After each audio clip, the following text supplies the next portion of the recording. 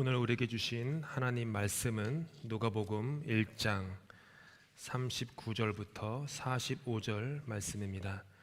누가복음 1장 39절부터 45절 말씀인데 함께 교독하도록 하겠습니다. 제가 먼저 39절 읽고 마지막 45절 함께 읽도록 하겠습니다. 이때 마리아가 일어나 빨리 산골로 가서 유대 한 동네에 이르러 사가랴의 집에 들어가 엘리사벳에게 문안하니 엘리사벳이 마리아가 문안함을 들음에 아이가 복중에서 뛰노는지라.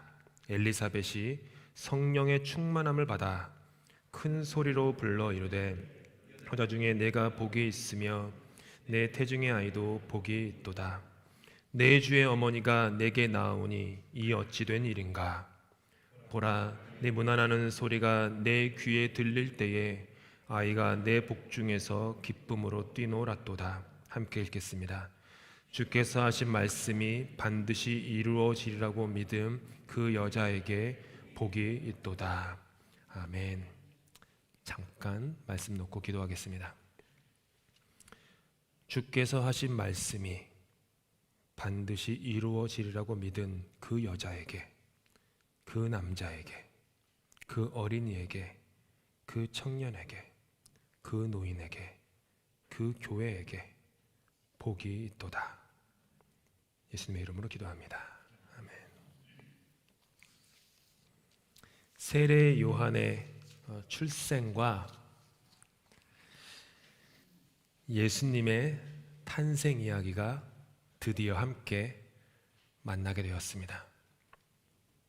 마리아가, 그 어린 소녀 마리아가 나이든 엘리사벳에게 일어나 빨리 가서 문안했기 때문에 예수의 이야기와 세례 요한의 이야기가 교차하게 된 것입니다. 모든 것은 문안함으로 시작되었습니다. 그래서 오늘 아침에는 이들의 만남을 통해서 우리 인생의 중요한 신앙 원칙에 대해서 함께 성찰해 보고자 합니다.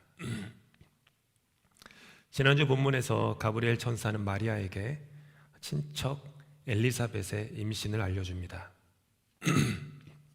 실례합니다. 늙어서 임신하지는 못하는 여자라고 불렸던 그녀가 임신한 지 벌써 6달이 되었다라고 하는 이 깜짝 놀랄 만한 소식을 마리아가 전해 들은 거예요. 그러자 오늘 성경에 보면 마리아가 조금도 지체하지 않았어요. 조금도 머뭇거리지 않고 유대 산골의 동네로 길을 떠납니다. 유대 산골 동네에 뭐가 있었겠죠? 사가랴와 엘리사벳의 집이 거기에 있었기 때문입니다. 오늘 본문에 나오는 동사들만 간략히 살펴봐도 마리아가 얼마나 가슴 벅차게 길을 재촉하며 자신의 사촌인지 모르지만 사촌이라고 얘기를 하지 않으니까 친척 그에게 엘리사벳에 가는지를 알 수 있습니다. 일어나 뭐라고요? 빨리 가서 그 다음에 이르러 집에 들어가 그 다음에 문안하니. 마리아는 하나님의 약속이 엘리사벳에게 성취되었다. 나이가 너무 많이 들어서 임신할 수 없다. 그러니까 그 사람의 인생에는 아무런 이제 더 이상 가능성이 없다. 끝났다. 라고 하는 그 여인에게조차 아이가 잉태했다.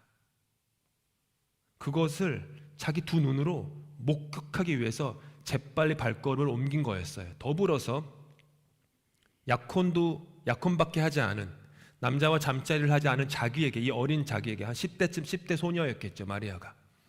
네가 성령으로 잉태해서 아들을 낳을 것인데 예수라 하라. 만백성의 구세주다. 이 깜짝 놀랄만한 소식이 어떻게 이루어질까라는 그것조차 확인하고 싶었던 거예요. 그러니까 다른 사람에게 임한 하나님 약속의 성취를 통해서 내 인생에 임하여질 하나님 약속의 성취를 확인하고 싶었던 거였습니다. 마리아는 지난주 우리가 묵상한 대로 능함이 없는 우리 인생에서 능하지 못하심이 결코 없는 하나님의 역사를 자신의 눈으로 목격하기 원했던 것이었습니다. 하나님께서 그 나이 많은 엘리사벳의 인생에 역사하여 주셨다면 이처럼 나이 어린 나에게도 역사하실 수 있다라고 하는 그 믿음이 그녀의 발걸음을 매우 재촉하게 만들었던 것입니다. 오늘 본문에서는 문안이라고 하는 단어가 무려 3번이나 나옵니다. 이 짧은 구절에 무려 3번이나 나와요. 그만큼 성경의 저자의 누가가 이 문안이라는 단어를 강조하고 싶었던 거예요.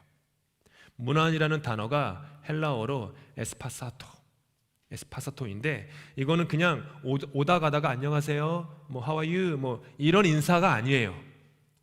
그 정도의 인사가 문안이 아니라 문안의 원래 에스파사토의 뜻은 격렬히 포옹함으로 열렬히 환영하는 것. 중동 지방의 관습에 따르면은 당연히 입을 정신없이 맞췄겠죠. 한번 생각해 보십시오.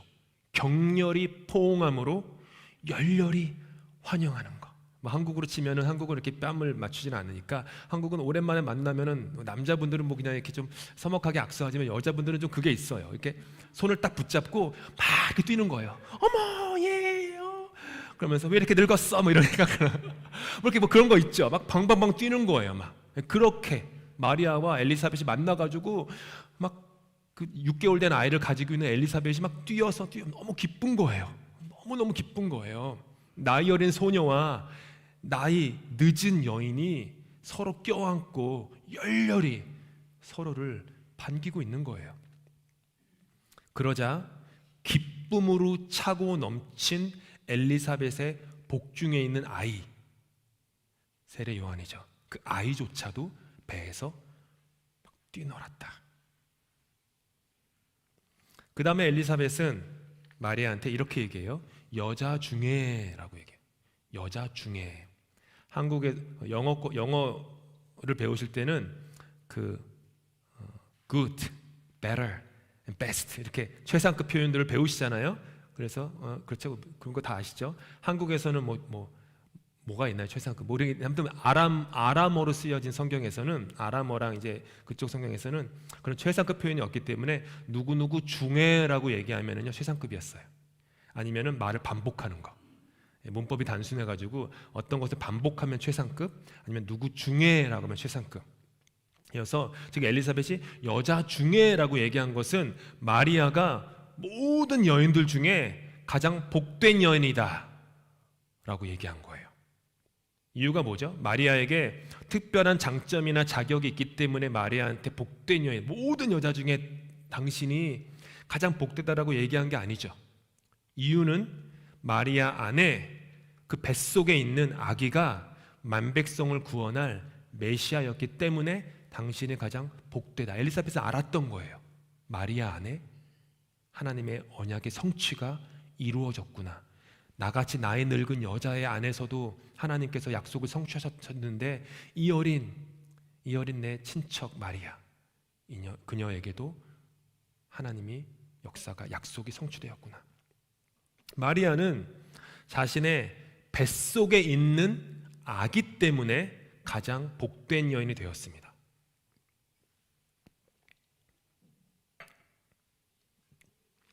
나의 겉이 아니라 나의 안에 무엇이 담겼느냐가 저와 여러분을 복되게 하는 것입니다. 저 여러분 안에 예수가 담겨 있다면 내 안에 담겨진 예수 때문에 내 삶은 복되어지는 겁니다. 바울사도께서 이렇게 말씀하셨어요.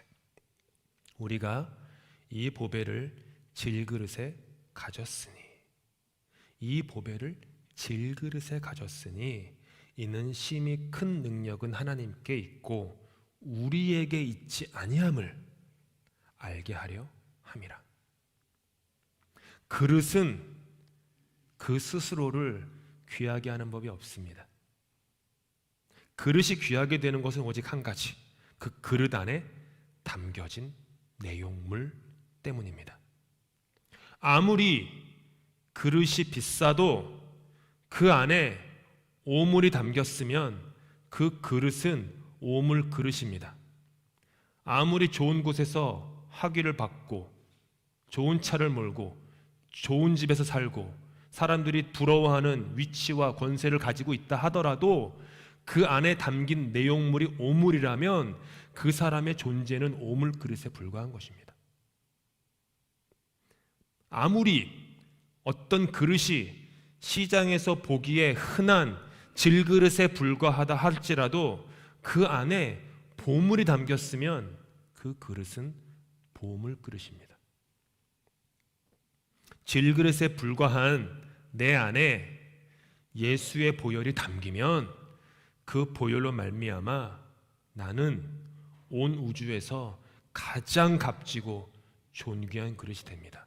세상에서 나의 겉사람의 모습 때문에 뭐라고 한다고 하더라도 엘리사벳처럼 당신처럼 나이 늦은 여자가 당신은 이제 끝났어, 애 못 가져 라고 하는 그런 소식을 들었어도 그 안에 세례 요한이 담기면 그 여인은 존귀한 여인이 되는 것입니다.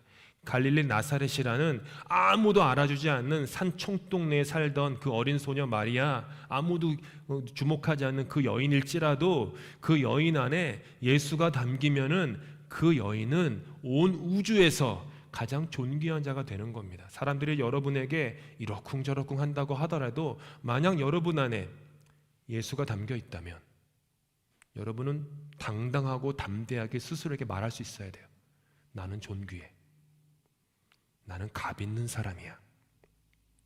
내가 가진 것 때문이 아니라 내 안에 담긴 것 때문에 나는 존귀해, 고귀해, 값져.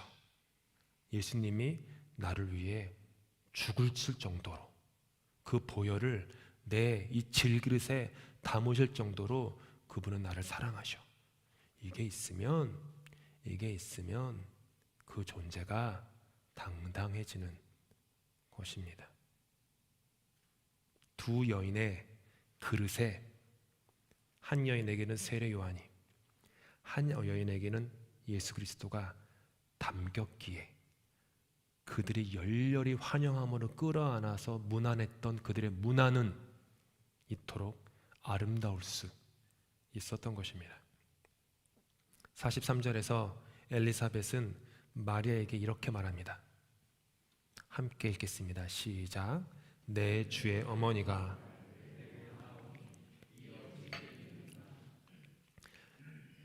잘 생각해 보셔야 돼요. 나이가 갑절이 뭐예요? 3배 혹은 4배까지도 많을 여인 엘리사벳이 그 어리디 어린 마리아를 보면서 내 주님의 어머니라고 얘기를 하는 거예요. 내 주님의 어머니가 나에게 나아오니, 내가 그에게 가야 할 터인데 나에게 나아오니 이 어찌된 일인가. 엘리사벳은 마리아를 경쟁자로 보지 않았습니다. 자기가 나이가 많다고, 자기 아들이 6개월 빠르다고 경쟁하지 않았어요. 자기의 아들이 마리아의 아들보다 우위에 있게 하려고 하지 않았어요. 그리고 그 어머니의 그 아들입니다. 30년 후 공생애를 시작하실 때 예수님은 자신보다 6개월 빠른 사촌형, 즉 세례 요한, 이미 세례 요한에게는 세례 요한을 따르는 수많은 제자들, 군중들이 있어서 예수님에게는 단 한 명도 없었을 때, 그때 예수님은 그 요한에게, 사촌형에게 찾아가요. 30년 후에, 정확히 30년 후에. 그러자 요한은, 사촌형이잖아요. 요한은 자신의 사촌 동생 예수가 내가, 사촌형인 내가 사촌 동생인 예수에게 세례를 받아야 하는데 어떻게 사촌 동생인 너에게, 당신께 내가 세례를 베풀 수 있습니까? 라고 막 손사래를 쳐요. 예수님은 고집 부리세요. 그래야 합니다. 당신이 나에게 세례를 줘야만 합니다. 그리고 세례를 받으세요. 그리고 요한은 이렇게 화답해요. 나는 예수님의 신발끈도 풀 수 없는 사람입니다. 그 어머니의 그 아들인 거예요. 한 어머니의 겸손함이 한 아들의 겸손함으로 이어진 것이었습니다. 다른 어머니의 무난함이 그녀 아들의 무난함으로 이어졌던 것입니다. 자녀에게 예수 잘 믿으라고 1000마디 말 해봤자 소용없습니다. 먼저 부모된 자가 예수를 잘 믿는 삶을 살아내는 것이 가장 중요한 것입니다. 요한은 어머니 엘리사벳에게서 그걸 보았던 거예요. 예수님도 어머니 마리아에게서 그 모습을 보았던 거예요. 오늘 설교의 제목이 일어나 빨리 가서 무난하니입니다. 일어나 빨리 가서 무난하니. 처녀가 성령으로 말미암아 잉태하게 된다는 것은요, 감당치 어려운 소식이에요. 게다가 그 아이가 하나님의 아들이요 구세주라는 것은요, 이거는 그냥 용량 초과예요. 하나님의 은혜는요, 언제나 이렇게 나 자신을 뛰어넘는 것입니다. 죄인된 나를 부르셔서 의인 삼아 주신 것은요, 나를 넘어서는 거예요. 창기인 나를 부르셔서 주님의 순결한 신부 삼아 주시는 것도 마찬가지예요. 하나님의 대적인 나를 부르셔서 당신의 친구 삼아 주시는 것 용량 초과죠.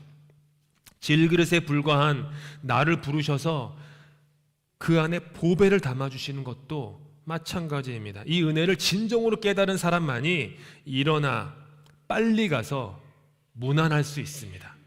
우리 안에 하나님의 은혜가 넘쳐 흐르면 우리는 나 자신을 뛰어넘어요. 나 자신을 뛰어넘어요. 내 인간적인 모습으로는 그 사람한테 무난하면 안 되죠. 해놓은 게 있는데, 나한테 상처 준 게 있는데, 그래도 내 안에 은혜가 넘쳐 흐르면 나 자신을 뛰어넘는 거예요. 그리고 자리를 박차고 일어나 그 사람에게 가서 그 사람을 격렬히 포옹하며 환영할 수 있는 것입니다. 요한복음 5장에 참으로 가련한 한 남자의 이야기가 나옵니다. 예루살렘에 있는 양문 곁에, 성경 말씀 화면으로 띄워주시면요, 예루살렘에 있는 양문 곁에 히브리 말로 베데스라라 하는 못이 있는데, 거기 행각 5이 있고 그 안에 많은 병자, 맹인, 다리 저는 사람, 혈기 마른 사람들이 누워 물의 움직임을 기다리니, 이는 천사가 가끔 못에 내려와 물을 움직이게 하는데, 움직인 후에 보세요, 먼저 들어가는 자는 어떤 병에 걸렸든지 낫게 되밀어라. 거기 38해 된 병자가 있더라. 베데스다라는 뜻은 자비의 집, 은혜의 집이라는 뜻이에요. 그 연못 이름이 자비의 집, 은혜의 집이라는 뜻이에요. 그런데 그거 아세요? 그곳에는 터럭만큼의 자비도 은혜도 없었던 곳입니다. 언제일지 모르지만 가뭄에 콩나듯이 천사가 내려와 연못의 물을 막 휘저어서 움직일 때 오직 연못에 먼저 들어간 한 사람만이 구원을 받았던 자리. 그리고 그 연못가엔 수많은 병자들이 그 찰나의 기회를 기다리며 주저앉아 있었어요. 그 자리는 어떤 자리죠? 자비의 집이 아니에요. 은혜의 집이 아니에요. 그곳은 치열한 경쟁의 자리였습니다. 몸이 아픈 사람 중에서도 그나마 몸이 가장 덜 아픈 사람만이, 물에서 가장 가까운 자리를 꿰차고 있는 병자만이, 혹은 그 사람을 빨리 데리고 들어갈 후원자가 있는 사람만이 그나마 경쟁에서 이길 수 있는 가능성이 있는 곳, 그곳이 베데스다 연못이었어요. 한번 상상해 보세요.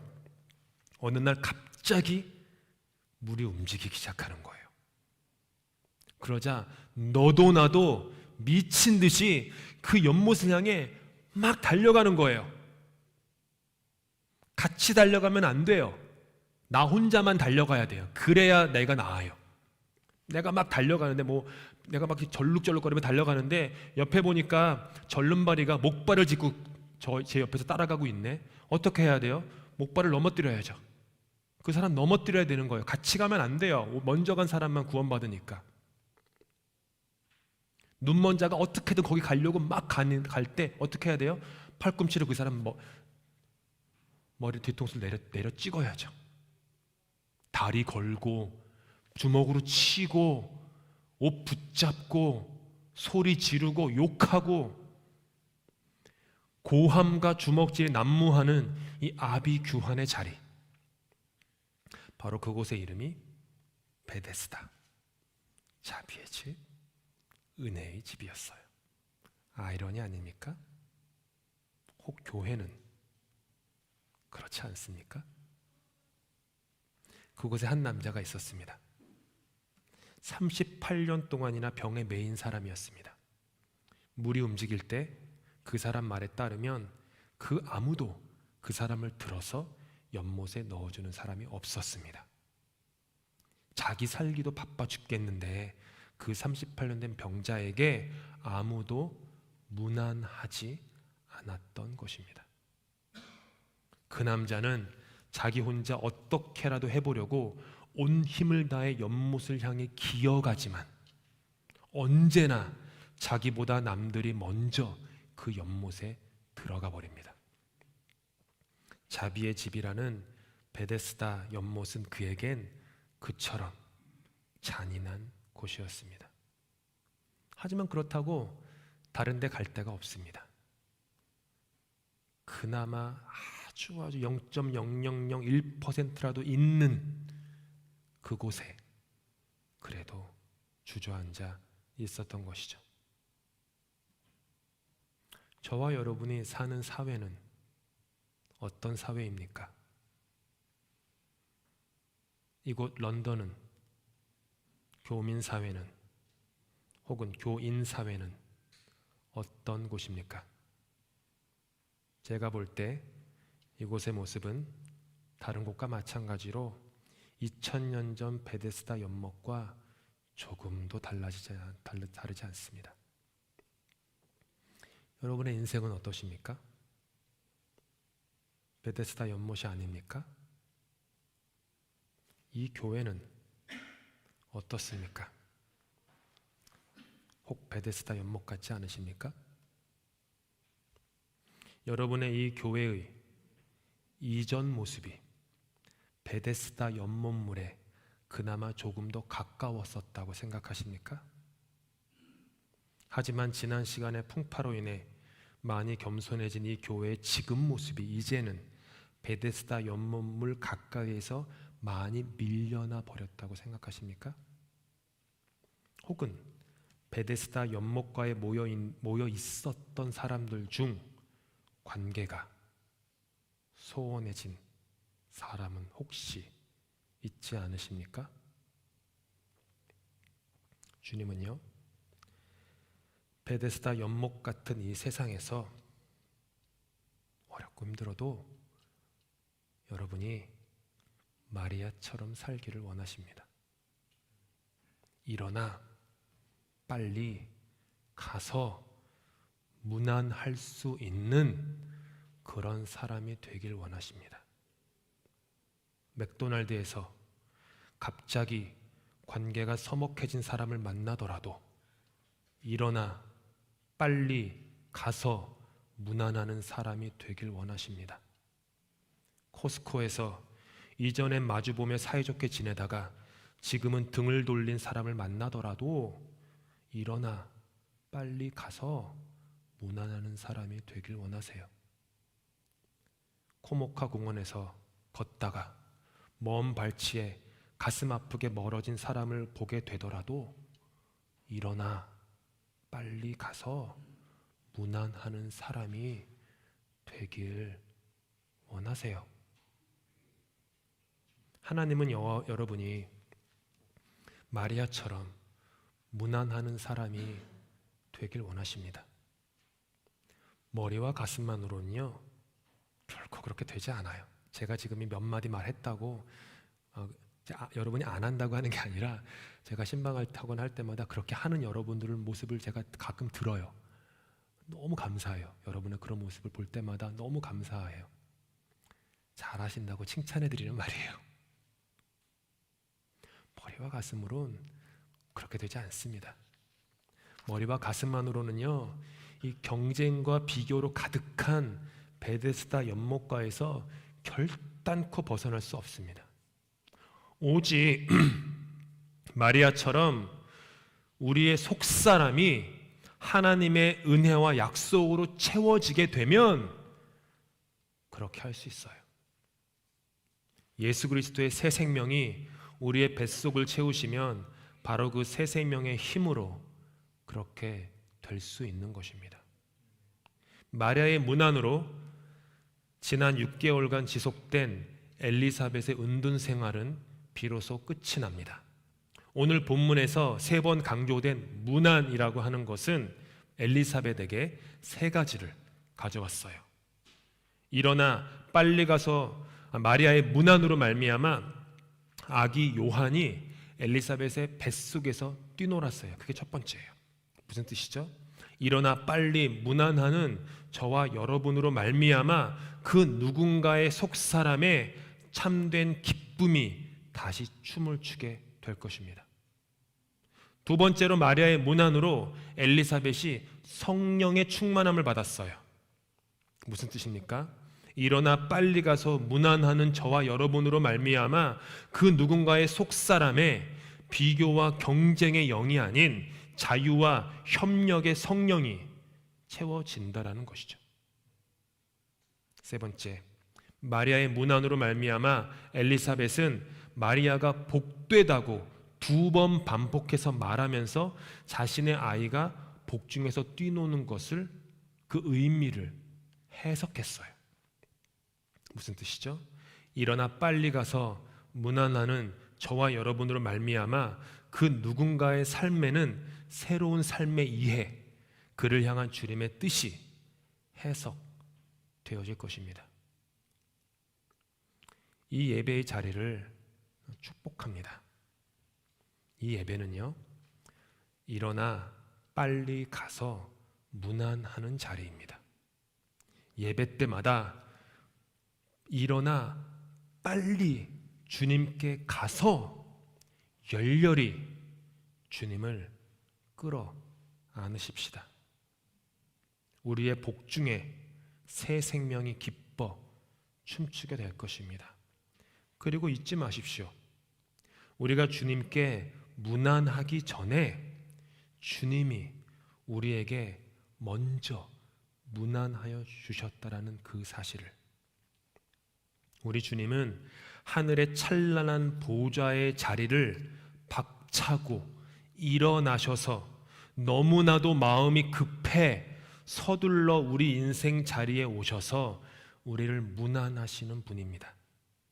비록 죄인된 우리가 주님께 등을 돌리고 외면한 채 스스로의 욕망이라는 죽음의 길을 향해 불나방처럼 뛰어 들어갈 때조차도 주님은 우리 등 뒤에서 백허그를 하시는 분이십니다. 열렬히 우리를 끌어안으시며 우리의 뺨에 입을 맞추시며 문안하세요. 그리고 말씀하시는 거예요. 내가 너를 사랑한다. 내가 너를 용서한다. 내가 너를 위해 죽었다. 내가 너를 위해 다시 살았다. 너는 내 것이다. 주님의 문안으로 우리 안에 참된 기쁨이 춤추게 될 것입니다. 주님의 문안으로 우리 안에 자유와 협력의 성령이 채워질 것입니다. 주님의 문안으로 우리의 삶에 새로운 의미와 목적이 생길 것입니다. 이 한량없는 은혜의 문안 때문에 우리는 이 지역 사회로 나아가 문안하라는 주님의 부르심을 받았습니다.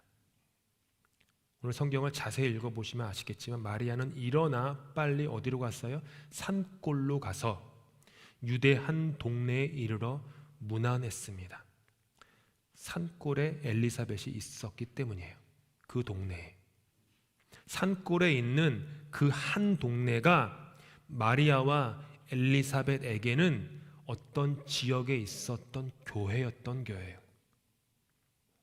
사가랴가 천사의 말을 들은 후에 그가 한 행동은 자기의 집으로 간 거였어요. 자기의 집, 자기의 바운더리로 갔어요.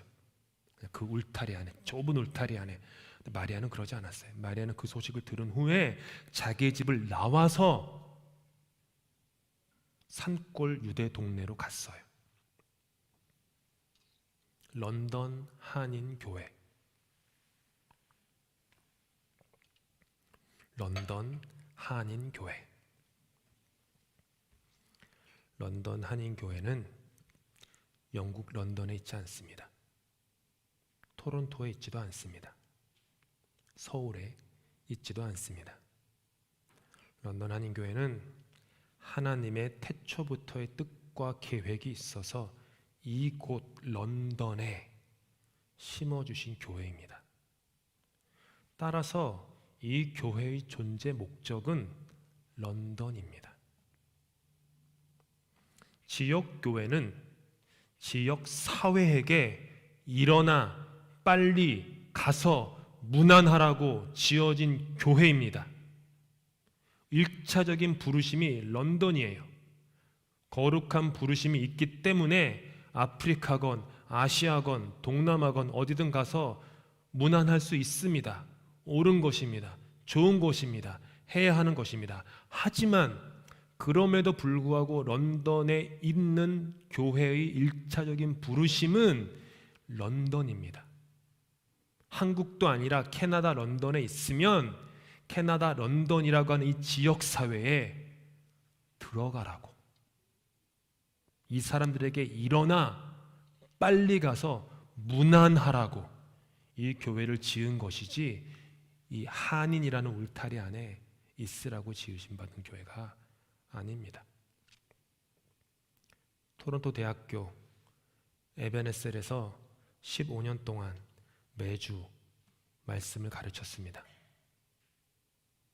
그때 제가 그 청년들에게 자주 했던 말이 이 개토화에서 벗어나야 한다라는 말이었습니다. 개토화가 되지 말아라. 개토가 뭡니까? 제 영어 발음 개로 한국말은 개토라고 해요. 소수 인종이나 소수 민족, 소수 종교 집단이 거주하는 닫힌 구역이 개토입니다. 그들은 모두 교회에서 귀한 사역을 감당하던 일꾼들이었어요. 그 열심이 매우 특별해가지고요, 목요일에 모였고 주중 성경 공부도 저와 같이 했고 말씀 묵상 새벽에도 나와서 심지어 캠퍼스 새벽에도 나와가지고 묵상을 했던 친구들이었어요. 에베네셀이라는 곳과 교회 안에 있으면 행복해요. 마음이 맞는 사람들, 말이 통하는 사람들. 그런데 그들 삶의 자리는 그곳이 아니에요.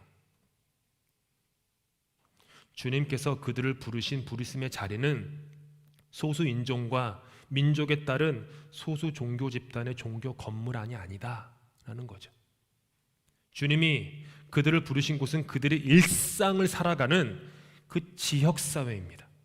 토론토에 살기를 결정했으면 그들의 부르심의 자리는 토론토인 거예요. 많은 친구들이 일본으로 가고 미국으로 가고 한국으로 가고 동남아로 여러 군데로 흩어지고 수많은 목사들을, 제가 첫 목사거든요. 수많은 목사들을 에베네셀에서 배출했지만 지금까지 그들이 있는 자리는 그 자리가 부르심의 자리예요. 그것이 호주의 시드니라면 그 자리가 부르심의 자리인 거예요. 서울이라면, 포항이라면, 필리핀이라면 그곳이 자기의 부르심의 그 지역사회가 자리인 거예요. 지역교회는 개별 그리스도인의 이처럼 자신의 일상의 자리가 부르심의 자리인 것이죠. 지역교회는 일어나 빨리 가서 지역사회 문안하라고 부름받은 거죠. 이 런던 한인교회가 런던이라는 지역사회를 향해 일어나 빨리 가서 문안하는 지역교회로의 부르심에 지속적으로 응답할 수 있기를 소망합니다. 오늘은 종교개혁 주일입니다.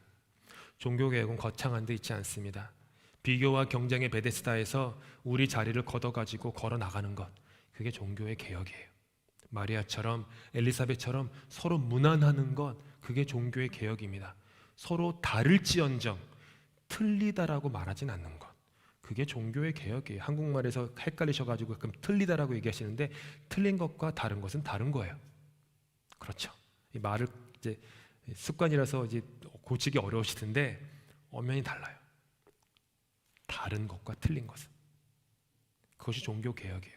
조선의 교회가 양반과 상놈이, 왕족과 천민이 한 교회의 지붕 아래 모여 함께 예배를 드리며 서로 문안했던 것, 그것이 조선 종교의 개혁이었던 것과 마찬가지로 말입니다. 일어나 빨리 가서 문안하는 참다운 그리스도인으로 사십시다. 결코 짧지 않은 주님의 팔이 산 넘고 강 건너 우리에게 빨리 달려와 꼭 끌어 안으시며 문안하셨기에 우리 역시 주님처럼 그 문안하는 삶을 사십시다. 우리 안에 주신 새 생명으로 인하여 가슴 벅찬 믿음의 삶을 더불어 살아내실 수 있는 저와 여러분 이 교회 다 될 수 있기를 예수님의 이름으로 축복합니다.